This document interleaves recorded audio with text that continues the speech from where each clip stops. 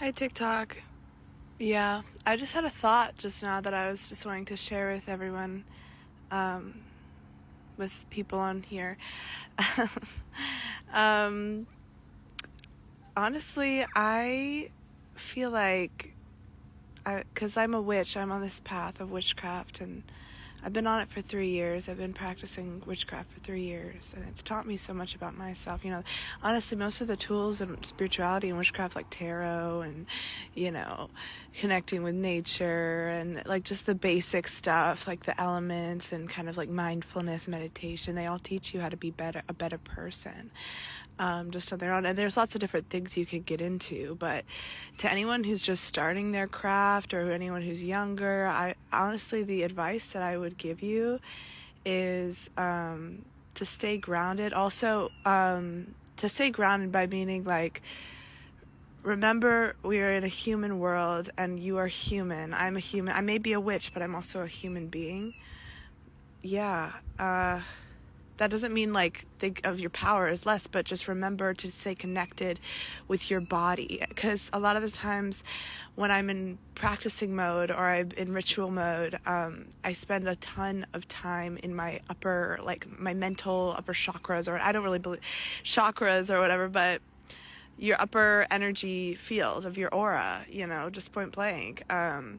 So it's really important to like eat something. That's how I ground sometimes, or like put your feet in the earth, or talk to someone, like talk to a therapist, things like that. Like that's very grounding. Yeah.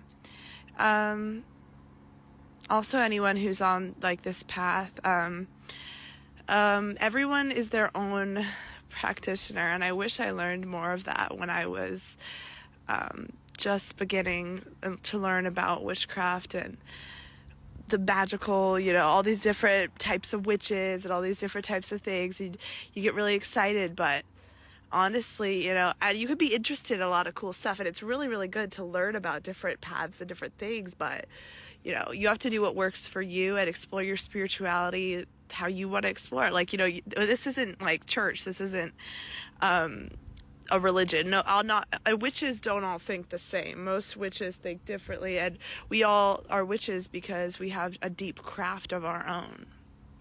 And I think it's really important when you're here, you are in any kind of space with other practitioners, you need to understand that every single person is on their own journey and on their own path, and we're all under the similar kind of, but it's not, everyone's so different, and everyone's relationship with their spirits and they're divinely guided, infernally guided, or both ways, you know what I mean? I just, I think it's important to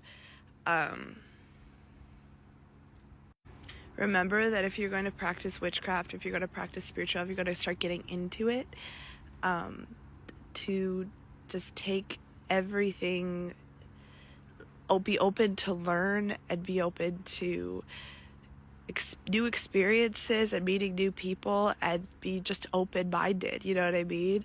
But you have to do what works for you, because for example, with me, there's different types of divination, and for a long time, everyone always talks about Ouija boards and these things, and then I'm like, that's fun, but what really works for me? And sometimes I would have a difficult time interpreting tarot cards. I'd be like, what does this mean? What does it mean? But I would look at all the different meanings, and things would come and they would go, and then I would just get frustrated. I would drop it.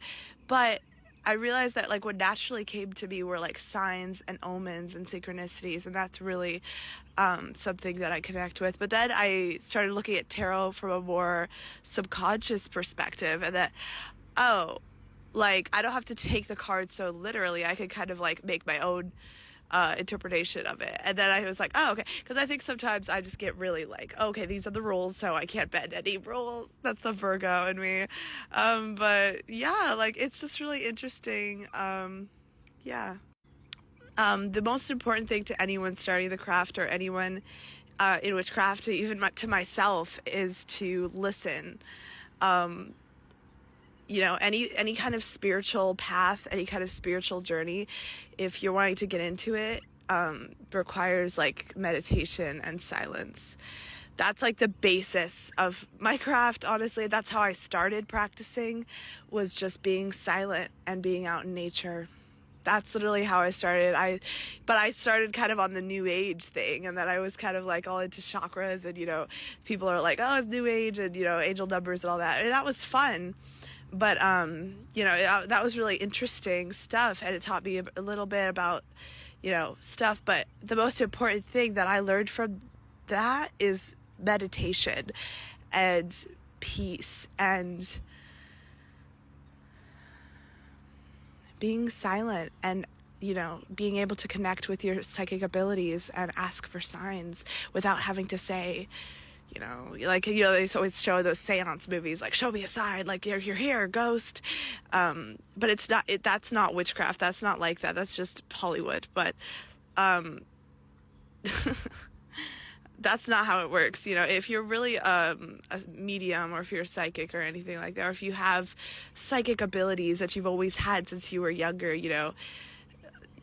a lot of people, they don't, they have them, they naturally have them, but they just don't decide to tune into them, because they have them when they're younger, but life happens, things happen. But those of us who are witches, we never really let go of that. We never let go of our wonder, of our magic. I think that's a really beautiful thing, because nobody taught me to be a witch. I'm very much self-taught. I'm a very much solo practitioner. That's why I consider myself a hedge witch, a gray witch. I believe in light and dark, and definitely paganism.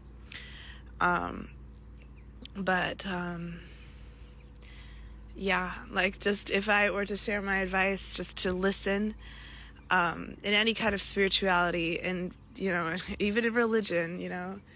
I'm not religious, so don't take my word for it.